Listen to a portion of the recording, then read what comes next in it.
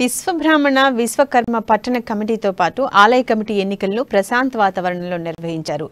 ఆదిలాబాద్ పట్టణంలోని సంఘ్ భవన్లో జరిగిన ఈ ఎన్నికల్లో సంఘం పట్టణ అధ్యక్షుడిగా హనుమాన్లు, ప్రధాన కార్యదర్శిగా వెంకటస్వామిని, కోశాధికారిగా ఉదారి శ్రీనివాస్, ఉపాధ్యక్షులుగా శ్రీనివాస్ను ఏకగ్రీవంగా ఎన్నుకున్నారు. అలాగే ఆలయ కమిటీ అధ్యక్షుడిగా బాపురావు, ప్రధాన కార్యదర్శిగా లెనిన్, కోశాధికారిగా అశోక్, ఉపాధ్యక్షులుగా సురేష్ను ఎన్నుకున్నట్లు ప్రకటించారు.